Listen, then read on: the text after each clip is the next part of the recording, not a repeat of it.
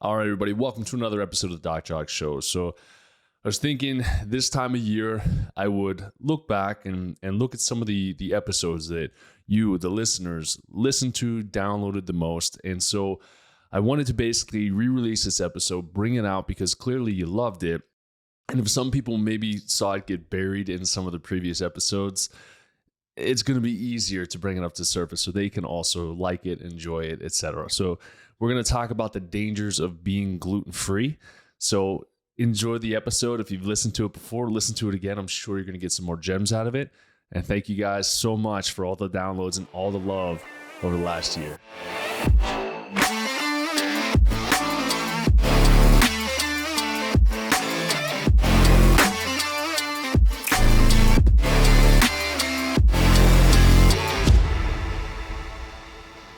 All right. Welcome to another episode of the Jacque Show. This is a very fun podcast. I think it's going to be really informative. Hopefully not to the point of boring you, but I think this particular topic is one that's not talked about all that often. I mean, you hear it as like a buzzword, but we don't really understand the full on, I guess we don't understand how heavy this burden can be. So the topic today is going to be talking about being gluten-free. Now, anybody that works with me knows I hate gluten. I think that it has zero place of business being in our diet. It has zero nutritional value. It triggers autoimmune disease. It triggers gut inflammation. It just completely destroys us as a human species. So I'm going to say this in a way where it's like, listen, if you're still eating gluten, you should really knock it off. Especially with your kids, stop feeding your kids gluten. But I think what's even more important is when we extrapolate this data that we're going to go over here today, it's going to be overwhelming, but there's going to be a silver lining at the end. And it's one that you probably know as a parent, as a person, as a human being. You know deep down in your soul, you know what you should do. And I'm going to educate you as to why. So when we talk about going gluten-free, now this could be seen as just a fad diet. This is one of the topics where it's like, oh, my parents ate gluten, my great-grandparents, grandparents, so on, just generationally down the line, they all ate gluten, right? And they didn't have all this, and we're talking about autoimmunity. It's increasing every single year. Every single year, autoimmunity is going up. You can blame this on vaccines, sure. Can leave us more susceptible to autoimmunity. But once we acquire these, okay, because we acquire them, we're not born with a lot of these. We acquire this autoimmunity at some point in our life. And what we're typically taught by our doctors and misled by our doctors is, hey, your mom had Hashimoto, so you're destined for Hashimoto, or your grandma did, your mom did, and now you're going to, or your dad had Crohn's, his granddad had Crohn's, and now you do. And so it's one of these things where once we get that diagnosis, we're like, all right, that's it. The script has already been written for me. So I'm just going to hang it up. I'm just going to live my life. I'm just going to take these immunosuppressant medications. I'm going to get sick with everything else. That's going to come down the pipeline because when we have autoimmunity, doctors treat us as though we need to suppress our immune system. And then when we logically think about this, it sounds ridiculous. It sounds stupid. We don't need to reduce our immunity. We need to train our immune systems on what is ours and what is not ours, right? Because we see a lot of people with autoimmunity, undiagnosed autoimmunity, and they'll get diagnosed and like, listen, I never get sick. I never get the cold. Somebody can sneeze, cough, wipe a booger in my mouth, and I don't get it. I don't get it. Why? Because your immune system is hyperactive. That is attacking everything, but unfortunately, it's attacking yourself. So when we talk about medical doctors, what's their protocol, right? Their protocol is to go after and treat with medication. That's all they have. That's the only tool in their tool belt that they have. Let's medicate. Not let's try to understand this. Let's medicate. Quick, get on medication. This is druggie for life. I will be your drug dealer for life. That's what these doctors are saying. And it doesn't have to be the truth. And when we're talking about this topic today, it's going to be very overwhelming. I promise you, it's going to be overwhelming. But everything that I speak about, whether it's on this podcast or whether it's, with my patients when we have our consults together, we have two ways that we can perceive this information. The first way is pure overwhelm. And that's, There's no freaking point. There's nothing I can do about this. I'm always going to have this autoimmunity. I can't avoid all those foods. Are you kidding me? Or I can't believe I have that many infections. And then it turns into this issue with the whole, oh, poor me, this victim mentality. And I think what's really important to understand is the more things that you can find that you're doing to yourself that's causing dysfunction in your body, that's more tools in your tool belt to empower you, to bring you back to health.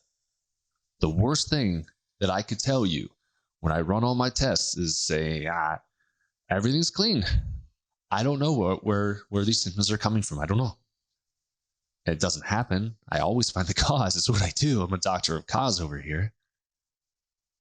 And that's what brings that hope back. So we spin it for a positive. We have 3 infections. Great.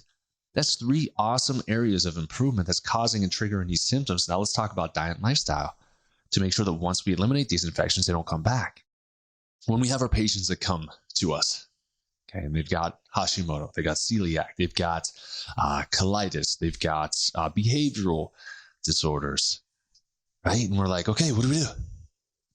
Let's look at their stool test. Let's see what's going on in the gut, especially with children. As adults, we accumulate a lot of stress, a lot of toxic burden. We're imperfect individuals and we're highly toxic, especially if we don't catch it soon enough, right? I didn't always live this lifestyle. We didn't always live this lifestyle. This lifestyle kind of chose us. We lost our health and we're like, all right, what do we do? How do we rebuild this? And what I'm going to teach you today is the stuff that I use for my family, my kids, as well as my patients. Okay, so let this overwhelm you. Write stuff down. Not if you're driving. Wait to do it or do some voice memos. Pause it and voice memo this. These things that are going to be going out here, or maybe they'll put it in the show notes here for me. But these lists of foods are going to help to empower you, because we hear the buzzword, right? Gluten free. I always joke. I'm like, they're putting gluten free on motor oil, like anywhere that they could put gluten-free, they're slapping it on it. It's a marketing scheme for a lot of stuff. And when I tell my patients to go gluten-free, it doesn't mean go grab stuff that says gluten-free on it. Stay away from gluten or any gluten-containing foods. The gluten-free movement, it's great in that it allows us to have bread options and more shitty food options, really. It's like, I can't do it. Yeah, you can. Your health hasn't left you significantly enough that you're willing to do anything it takes. That's what that tells me. Your kids, same thing. They haven't been sick enough for you to really be able to do this. I've had cancer patients that I've worked with, and like, I can't pull them off pancakes and maple syrup. I'm like, you're fired. I can't work like that, especially when we have that type of level of severity in your health. Now, if you keep coming to me, you're like, I can't avoid the gluten. Like, all right, we're going to have to continuously keep treating this problem because this is a toxic lifestyle. Okay. Again, it's like coming to me and your hand is burnt. And I'm like, all right, let's put I told somebody this at my son's birthday party. We'll put toothpaste on it. It's a hidden little gem there. If you don't know this, peppermint toothpaste, any toothpaste with peppermint in it, lather it on any burn you get. No burn, no blister. Like overnight. It's awesome. All right, now you don't have to keep it on overnight. Put it on there for like 15, 20 minutes. Wash your hands. You'll be good. Anyways, so say we do that. We're like, all right, cool. We took the sting away. Your hand's healed. You're good to go. Next day, you wake up. You're like, yes. And you burn it on the stove again. You're like, hey, doc, look, I'm burnt again. What do I do? I'm like, well, bro, like, stop putting your hand on the freaking burner. You're burning yourself every single time. It's guaranteed. Every single time. You're like, well, can I just use the toothpaste again? Yeah, I mean, if you want to, but why don't you want to stop the pain? Why don't you want to stop that process from taking place? Right? So this is going to help to give us the empowered movement that we need to understand what gluten-free truly means. Anytime you work with me, one of the number one things I'm going to suggest is a whole foods diet. We have different apps and things that we use that already have a lot of things pre-programmed in it. And if you're like, hey, let's do, I don't know, give me a diet for, I don't even know. It's going to be gluten-free, dairy-free, corn-free, soy-free, no matter what diet that I give out there. it's guaranteed to have those. And obviously no processed sugar, but that's kind of a given when you're going to a health provider. Your medical doctor should also be well aware of that. It's gonna be another podcast that we do, right? So when we're talking about this, it's really important to know that we have to understand that this could be hitting us right now, but it can also be hitting us, not just in a moment, but 3 days after, right? A lot of people walk around with headaches. A lot of people walk around with migraines, infertility. And a lot of us are gluten sensitive. And a lot of that goes undiagnosed. How many people reach out on TikTok? They're like, I'm not having proper bowel movements. I've got constant headaches.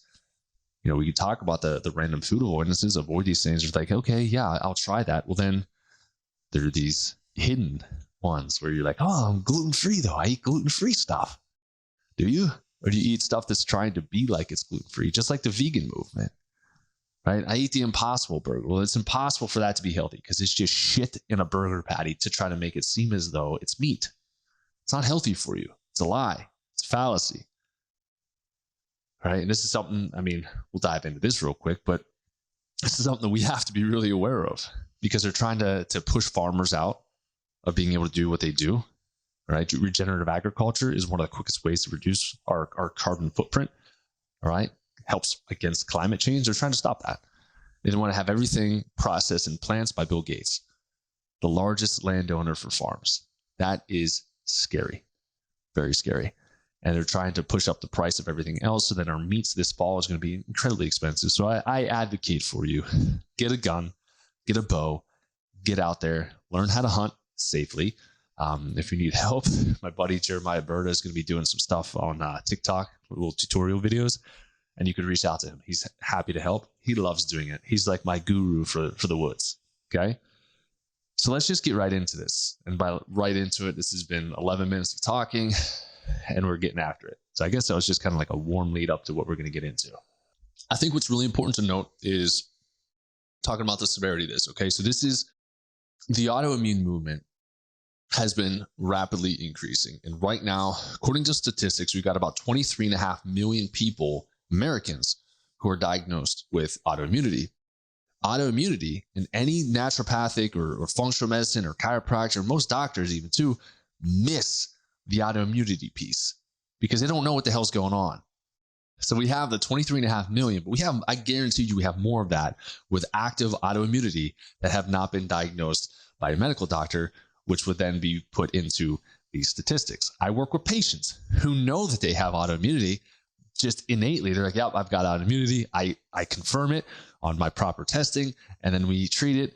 It's reversed, and we're good to go, right? It's not hard. Once you figure out this stuff, it's not hard. And here's the kicker. When we work with autoimmunities, they're like, hey, can you make it stop for good? And you got to reverse the question and say, can you make it stop for good? Because these dietary choices, this lifestyle choice, this isn't just an in the moment thing. It's not just treat it and quit it. Okay. It's not treat it and quit it. It's treat it and continue. Otherwise, if you keep going back to the same lifestyle that made you sick to begin with, it's just going to come back again for you. Prime example, I had a patient, I think she was 19, back in Pittsburgh. She came to me, she had colitis outbreak, and she had mucus, blood, everything in her stool, right? It was horrible for her. She couldn't eat, couldn't do anything. Got her healed up, and I think it was like 2 months while she was home for the summer. Went back to school, quit everything that I told her to do, came back for the winter time, and then came with the same symptoms. And they were like, well, what happened? I'm like, well, what have you been doing? You're stressed at school, eating horrible cafeteria food. You're drinking alcohol when you're not even of age to drink alcohol. And all these symptoms come back. So this fallacy, this mindset that diet has nothing to do with anything, which is another thing that everyone's trying to push. Medical doctors, Fauci's, the idiots out there are trying to push. Diet doesn't have to do anything. Food is medicine. It really, truly is. So you have to understand this. Either we're feeding ourselves for health or we're feeding ourselves for disease. The choice is yours. You decide what you put in your mouth. Every single time you do it, you cognizantly decide. Now, are the marketing companies doing an amazing job of trying to get the food in your house? Yes, they are. Do they also put stuff in the food that makes it highly addictive? Yes, they do. So detox it. Quit for 2 weeks. Empty out your pantry. Burn it in the backyard. safely. If you're in Arizona, be careful. Drought warnings. I know we got monsoon rains, but just be smart about it, right? Get rid of the shit. Get it out. Because if it's in the house and you're going through your withdrawal symptoms, which you're guaranteed to do, then you're going to get weak and you're going to go back. And then you're going to be chemically addicted to it. This is where it becomes important. Now, for the quote unquote average person, most inflammatory foods are out of the body in about 2 to 3 days. Okay, the inflammation. This is why when we run a food sensitivity panel, somebody can eat something horrible on Sundays, like they go to church and there's a big potluck, they'll eat a bunch of dairy, then I'll meet with them on Monday. And they're like, Doc, I feel terrible. Like, what'd you eat yesterday? I know those patients, right? Because they're willing to sacrifice their health for the convenience or for the fear of confrontation of somebody else or just sticking out, right? Because nobody wants to be, singled out and ask questions, where questions build influence, and you can either perceive it as somebody is judging you, or you can perceive it as, this is my opportunity to improve somebody else's health, and they don't have to pay a dime for it. We had our party this weekend. Our son turned 4 this weekend. And we had gluten-free, dairy-free, everything. Cake, cookies, wraps, the food that we got catered from True Food Kitchen, which if you live in the Scottsdale, Phoenix, whatever area, if you haven't eaten at True Food Kitchen, get your butts down there and eat. The service is always amazing, and the food is freaking delicious no matter what you get on the menu. I'm telling you, it's to die for. But we had people who know of how we raise our kids, both Hoyt and Sage, no dairy, no gluten, no sugar. And they're like, did I hear you say is this gluten-free? And we're like, yeah, gluten-free, dairy-free. They're like, okay. Boom, eat it, right? That's awesome. Because they felt like they were going to be an outsider. We made them feel like an insider. We also had the opportunity to show people, like, listen, you can have people make healthy versions of the gluten-free, dairy-free stuff that doesn't have all the processed garbage in it. Yeah, there's going to be some sugar, and yes, sugar is inflammatory, but he gets it maybe once a year, twice a year. That's basically it, right? Or he'll get sugar from like honey or something else of that nature. So don't be afraid to stick out, I guess, is another important thing. Anyways, going back into it, the average person, about 2 to 3 days. So again, if you're somebody out there and you've got migraines and you're like, man, like I get migraines all the time. And I'm like, well, what do you eat? And they're like, well, I ate good today. I ate good yesterday. I'm like, what'd you have 3 days ago? And they're like, well, I was in a rush and I went to McDonald's or Chick-fil-A. I picked up some stuff and I ate it. I'm like, there you go, gluten. What? And they're like, yeah, it's gluten. And it's triggering that inflammation for like 3 days. And then if you're doing it like every other day or every third day, because people are like, well, maybe just a little bit, or the quote of everything in moderation, which is, it's like an addictive, it's like just a little bit of heroin is okay, right? Just a moderate amount of cocaine is fine, right? No, it's the same stuff, right? High fructose corn syrup is more addictive than cocaine. Anyways, we have these patterns. So if you're somebody who does have migraines, cut the gluten out, start eating whole foods. And we'll tell you about some of these hidden gluten triggers or gluten mimickers that are out there as well that you may also be consuming that you're not aware of. And a lot of the gluten-free stuff has one of the ingredients in it. So it's very tricky for people trying to eat gluten-free. Unless you're willing to fully commit, right? Don't straddle the fence on this. Either you're gluten-free or you're not. And you know what? I'm going to stop saying gluten-free. Either you're completely away from gluten or you're not. Okay? Or anything that would be gluten-containing. I don't even want to use gluten-free. I think I'm going to try to do that for the rest of this podcast. It's going to be very difficult because I think that's going to be the name of the podcast. So gluten-free to everything away from gluten. Anyways, on average, 2 to 3 days. For people who are sensitive, okay, and younger kids can take, wait for it, 3 to 6 months. 3 to 6 months. 3 to 6 months for you to process that gluten and stop the gluten from damaging that small intestines and messing up your little villi that's in there. 3 to 6 months. For grown people, it can take up to 2 years. 2 years to process this. Now you process that. This stuff, again, from what we're aware of, some people are just like, oh, it just sits with me. I only feel symptoms for X amount of time. We don't feel autoimmunity building in our body. We don't feel cancer growing in our body. We don't feel a lot of disease processes. By the time we have a symptom, we have to have at least 40% disease damage and cell death. At least 40%, right? A smoke alarm does not go off as soon as the fire starts. What has to happen? It has to go systemic. The smoke has to start to rise and go up and hit the smoke alarm. And then, if it's wired through the house, then it has to coordinate with the rest of the body or the rest of the house. Hey, something's going on here. Now, if you're in your bedroom, okay, and you don't hear the initial fire alarm go off, but you hear yours go off, you're like, where's the fire coming from? What in the world? What happened? And then you have to investigate. Where is it coming from? What caused the fire? How do I put it out? So when we're talking about these statistics, these are things that you need to avoid, and not just for the moment, you need to avoid for life if you want to be healthy. Not if you want to treat an autoimmune disease, yes, 100%, but if you want to be healthy, gluten has zero business being in your diet at all. I don't care who told you, what doctor, what friend, what farmer, what ancestor tried to communicate to you and say, gluten's good. Bullshit. No, it's not. My son knows that. It'll hurt your brain or hurt your belly. He yells it in the grocery stores. The people are grabbing loaves of bread. He asked yesterday, there was a little charcuterie thing that was really good. And he asked if he could have this little piece of like cracker thing. I honestly don't know if it was gluten-free or not, but he came over and he goes, hey, is this gluten-free and dairy-free or is this going to hurt my belly?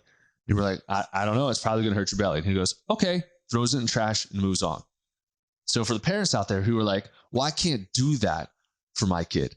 Bullshit. You're not willing to do it for yourself because you'll be a hypocrite trying to tell your kid not to eat it while you're sitting there pounding down 10, 15, 20 pounds of gluten every single day. It's not that you can't tell your kid. It's that you're not willing to sacrifice what you've been doing your entire life that made you sick for your kid. Sit with that one.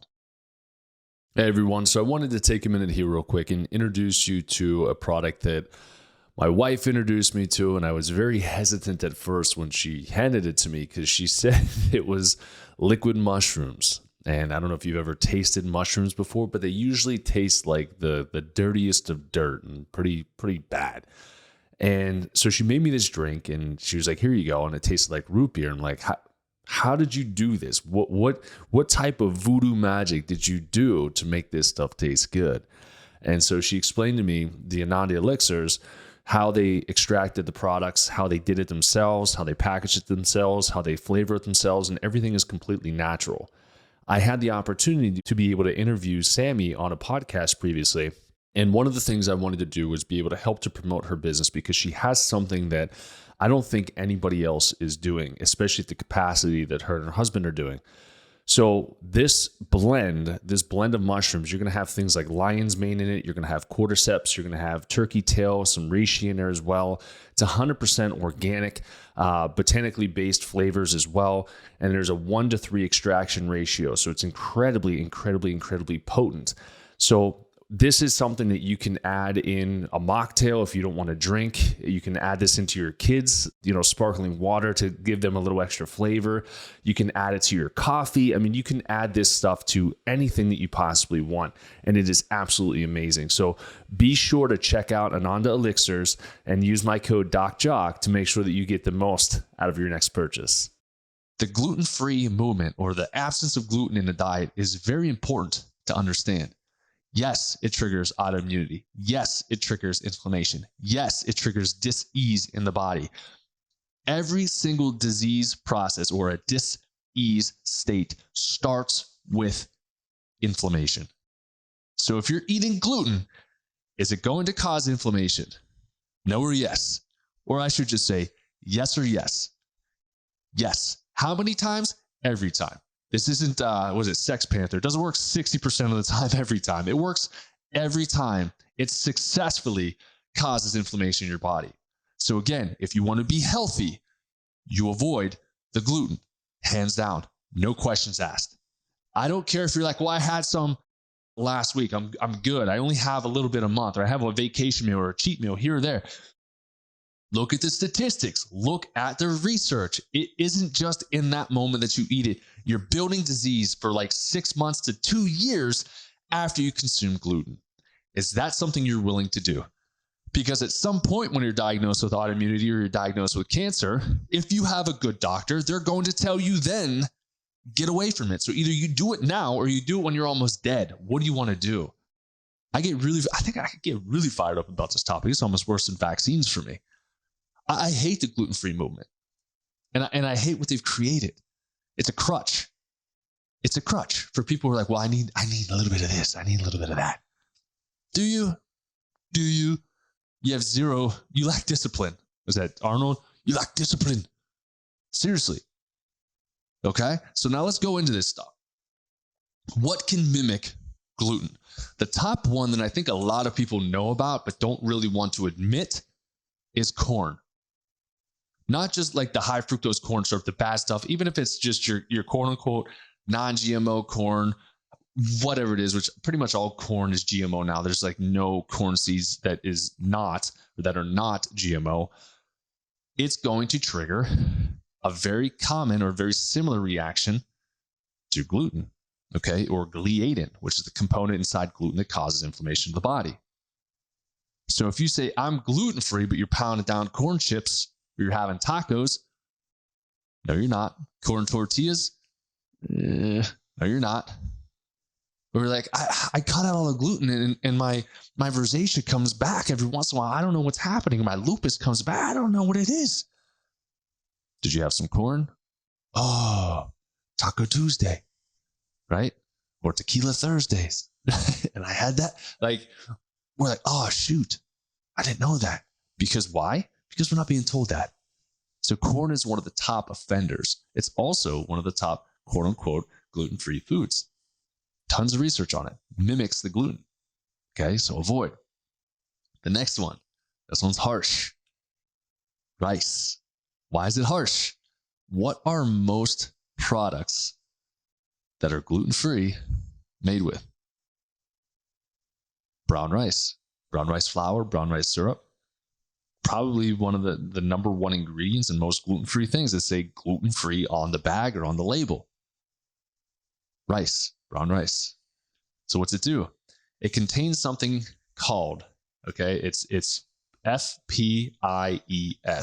And it's food protein induced enterocolitis, or in layman's terms, inflammation to the colon. So it mimics it, and it causes its own form of colitis to your gut. Is that good for people with gluten intolerance or gluten sensitivity? Is it good for the general population? No. And what's important to know, right? So the gluten sensitive people, they're just more reactive to the inflammation that's caused from these compounds. It doesn't mean that if you don't have a tested and verified gluten sensitivity, it doesn't mean you're completely immune to the inflammation that it causes. So this whole topic isn't for people with gluten intolerance, gluten sensitivity, celiac, the more aggressive people. This is for your average person who's sitting there like, you know what? I want to be healthy. What do I do? You're going to cut all this gluten crap out. And this is what we're building up here. Okay, so number one is corn. Get rid of it. Number two, your rice products, brown rice, white rice, etc. Plus, rice is also pretty high in different heavy metals. So you do want to sparingly eat that because it's just going to cause more inflammation in your body. Okay, so another reason why you may still be having flare-ups is, hey, I've got celiac. I'm eating gluten-free, but I'm having corn tortillas and gluten-free bread instead of, normal bread for breakfast. Right? Because when we think gluten-free, we're typically like, oh, cool, just avoid wheat. Really? What about the barley, malt, rye, millet, amaranth, sorghum? Right? Who's telling you that? Your functional practitioners, people who actually do the damn research. This is key information. You need to know this. What about oats? Super common question I get. What's the difference between gluten-free oats and regular oats? Oats by nature, they don't contain gluten. But what they do is they're found in a lot of cross-contamination reactions where oats themselves are kind of like a sticky-ish substance. So it has like the static cling to them. So when you mix it on machinery that contains gluten, or in the harvesting process to get the oats, they're not cleaning the equipment, etc. It's going to get cross-contaminated. You're going to have some gluten that's going to be crossed over into those oats. So be really careful with that.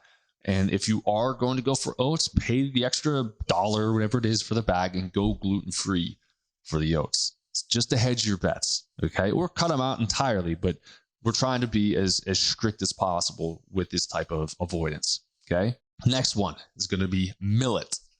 Okay, millet is another one. It's found as like a grain. They use it for flour, millet pancakes people will use.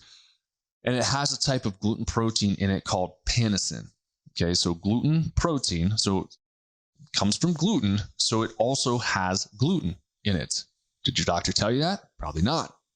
Sorghum has one called kefir, or kefir, however you want to pronounce that one. But sorghum is another one. So sorghum flour, found in a lot of things, a lot of baked goods. Barley, this one ticks a lot of people off. a lot of people, because there's a company called Barley Life. All their products contain barley. All their patients test insanely high for anti-gliadin IgA, which is the antibody reaction to the gliadin that's found in gluten. And they're like, where could this be coming from? Like, well, all of those barley greens that you're trying to be getting in there contains barley, you're getting wheat. So you're not gluten-free. You're not eating healthy stuff. So barley greens, you probably just need to cancel your business model and start with something fresh. Go with like an Organifi or something, or even Designs for Health that doesn't have any gluten-containing compounds in it. Okay? Because, sorry, Barley Life, but you really missed the boat on that, especially with over 23.5 million Americans with autoimmune disease and even more with gluten sensitivity. Bad business model there. And I will call you out because I'm tired of your damn products. Okay? Anyways, on to the next one. Rye. Rye bread. Some people use that as an alternative, right? Where they're like, oh, I don't do wheat bread, I do white bread, right?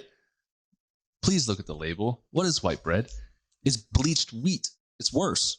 And it's more of a simple sugar, starchy sugar. So it's going to spike your glycemic index even more than wheat will. Your bran cereals, your fiber cereals, your basically all cereal, which is what we're feeding our damn kids, are going to contain some form of wheat.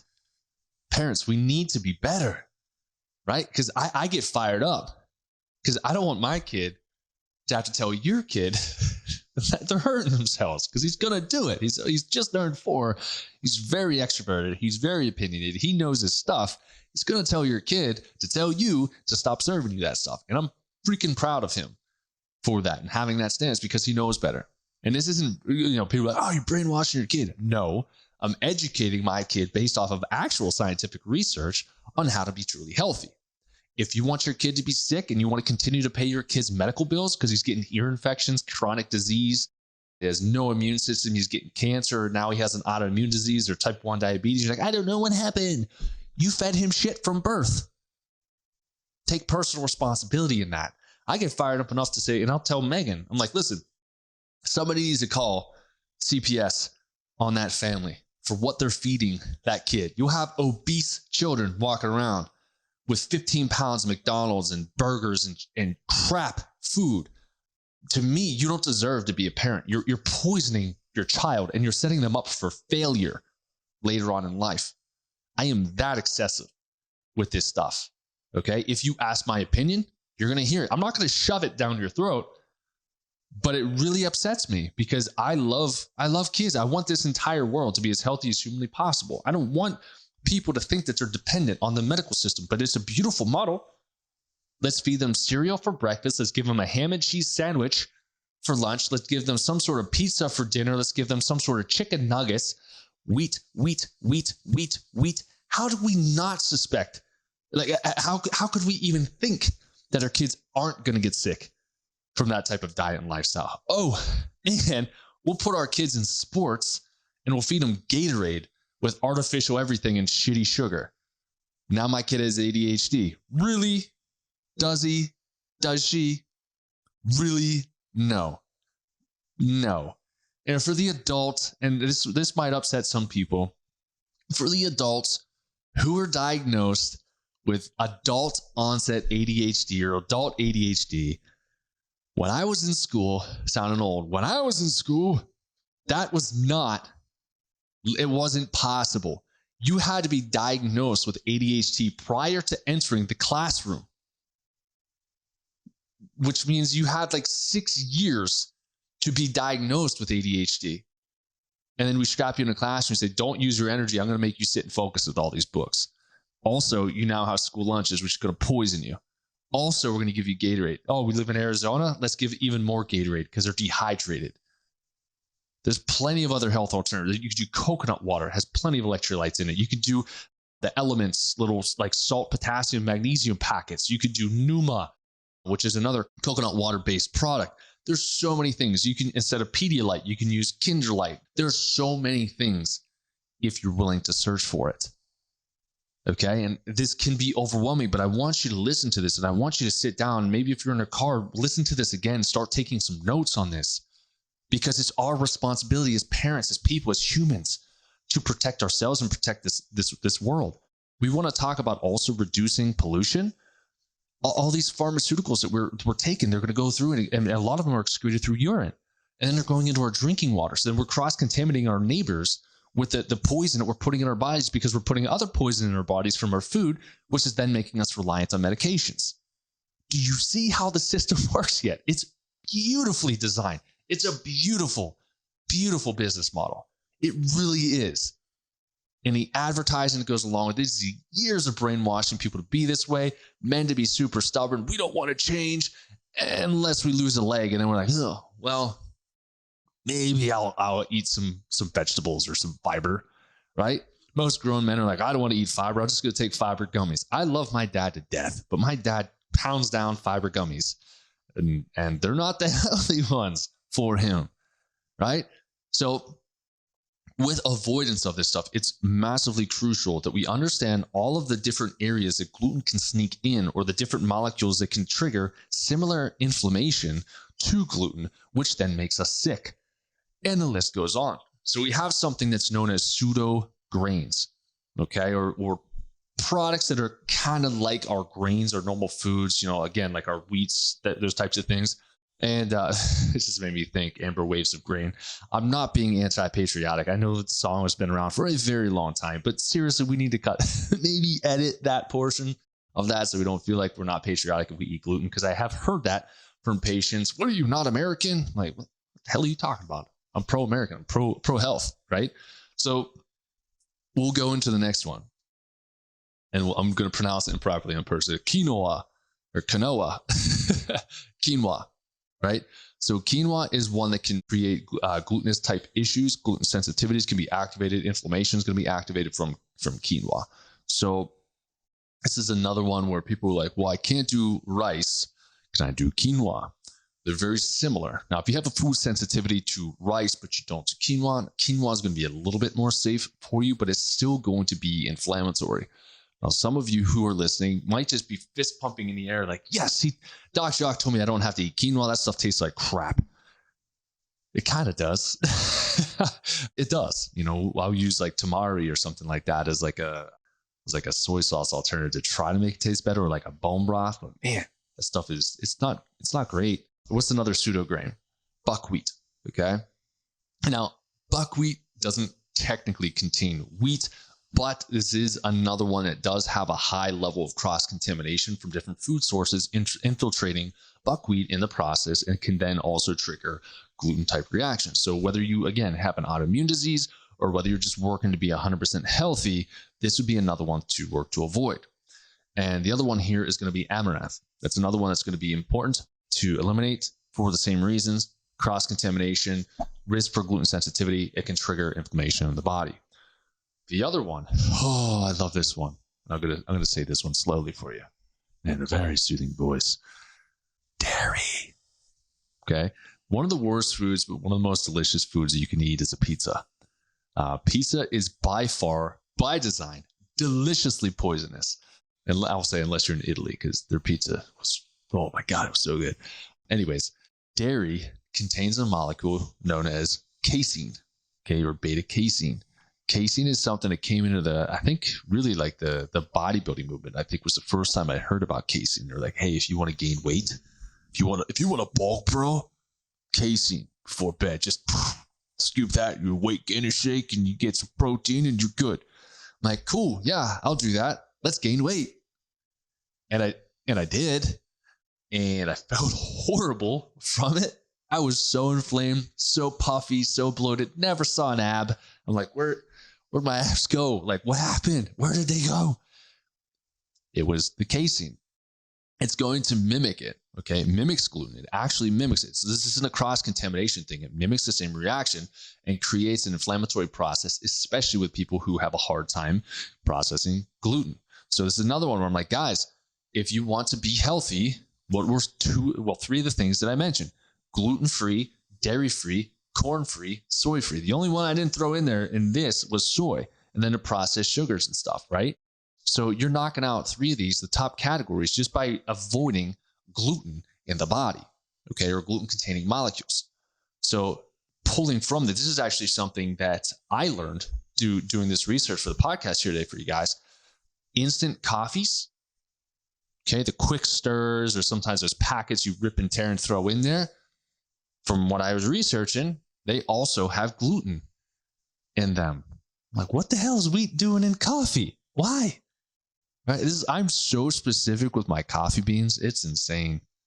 Oh my gosh, it's insane. Bulletproof coffee. It has to be organic. I mean, it has to be tested for that stuff to go in my body.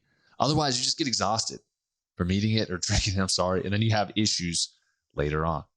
Right? Again, up to 2 years after you had one instant coffee. And why?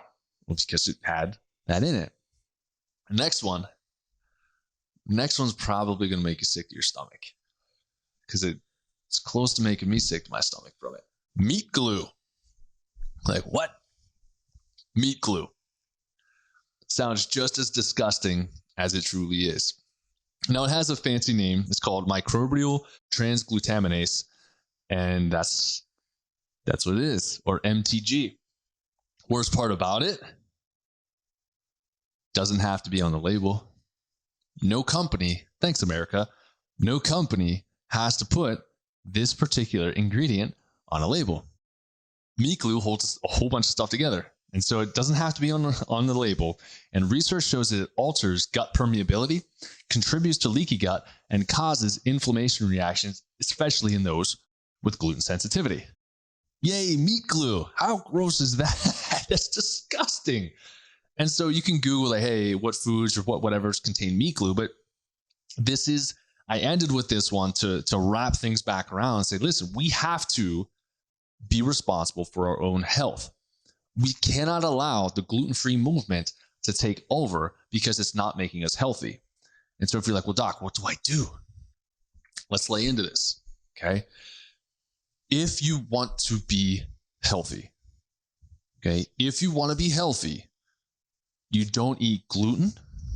Again, the corn, dairy, soy, sugars, you avoid those. But you also don't eat stuff that's labeled gluten-free.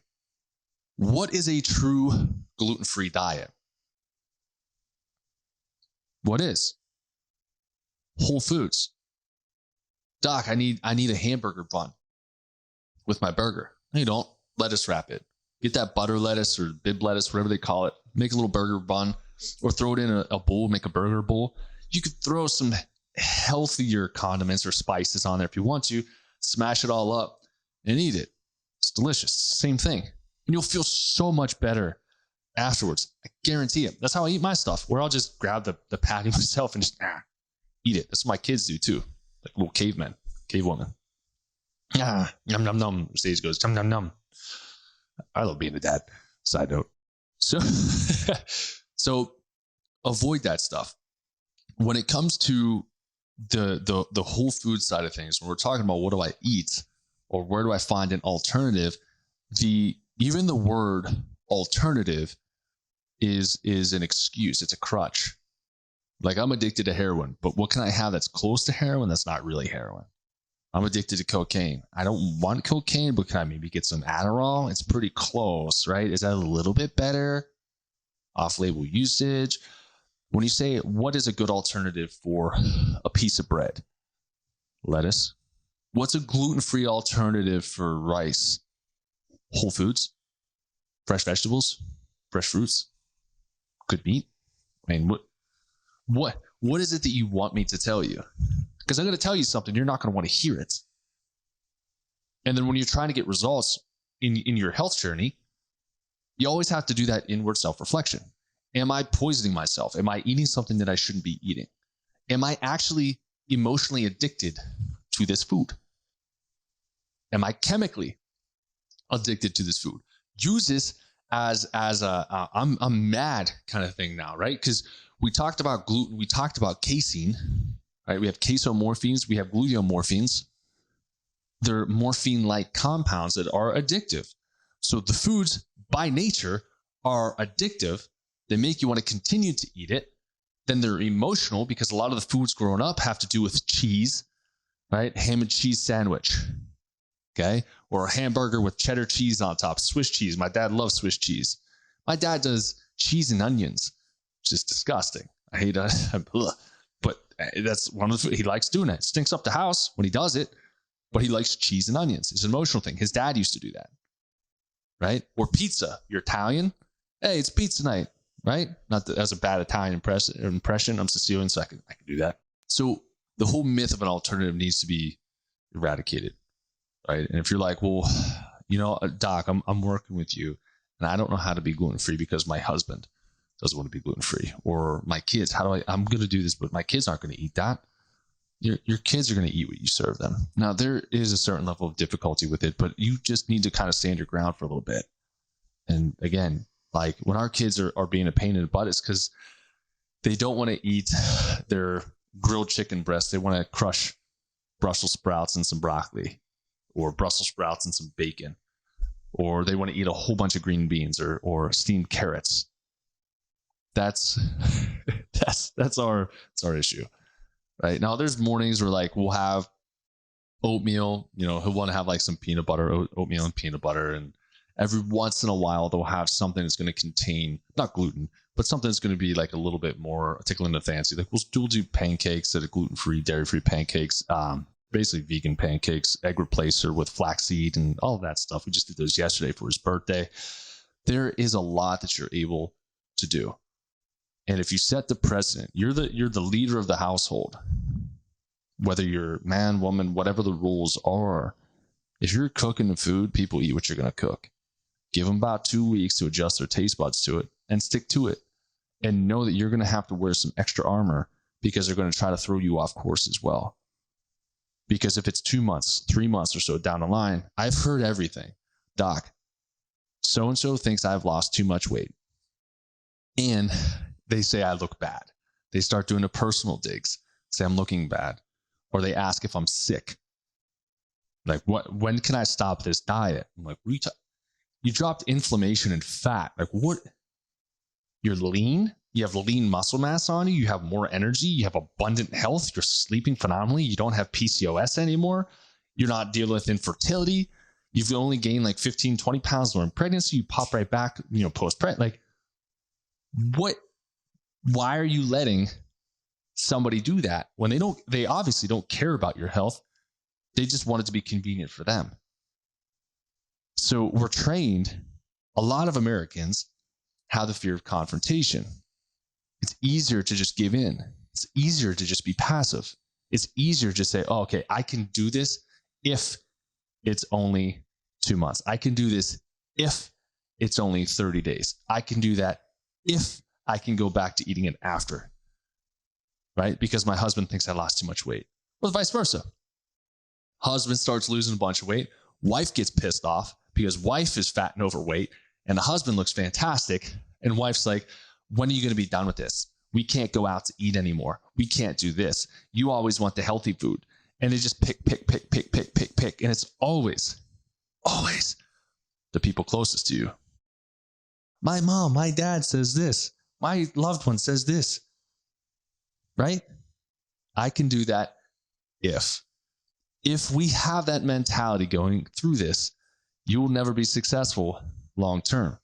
I pride myself on my patients being successful long term because I don't want them to have to come back to me to redo what we just did. The principles and things that we're teaching is to be able to permeate through the entire relationship, through the entire family, not just your spouse, but your kids, your grandkids, your great grandkids. You're going to start passing down healthy recipes, right? Our parents did it. We have different recipes that we're like, hey, we do this. Megan does a great job doing some different swaps and stuff. Boom, tastes delicious. That's a new staple recipe. That's one that if we're going to pass down a recipe book, that's going to go in there. I've got all kinds of options. I mean, Jennifer's Way Kitchen is up there. It's a great cooking, baking, whatever alternative. It's anti-inflammatory. Everything we cook out of there is delicious. And we don't have to worry about even making any of those alternatives or any of those switches because the flours are healthy. Anything that goes into it is going to be good. It's going to be non-inflammatory, right? Or anti-inflammatory. So back to the whole gluten-free movement. What do? Clean out the pantry. Get really good at reading labels. The only thing that are really ever in bold on labels are your peanuts, milk, sometimes almonds will be on there, like the bold, like allergens, okay? But you have to be able to see through it. And even still, if you eat something, that didn't agree with me, I don't really know. Remember, it might have meat glue in it. Yay, thanks, America. Meat glue, it sounds delicious. Can I just get a tube of meat glue and eat that? Right? Yay. So when it comes to alternatives, eliminate the word alternative. Eliminate the word gluten-free. Add in healthy food. Add in whole foods. Add in a new lifestyle change. Not just for now, but forever. Your body will thank you. Your boss will thank you. Your patients or clients, if you got your own business, will thank you because you'll be less angry. You'll be less irritable. You'll be taking less sick days. Your immune system will be stronger. You'll be more fertile. You'll have better levels of testosterone, more balanced hormones. Your thyroid will function better. No brain fog, no achy joints. You can do pretty much everything if you choose to. So I'm going to end with that. Choose health, choose vitality. The choice is up to you. Talk to you next time.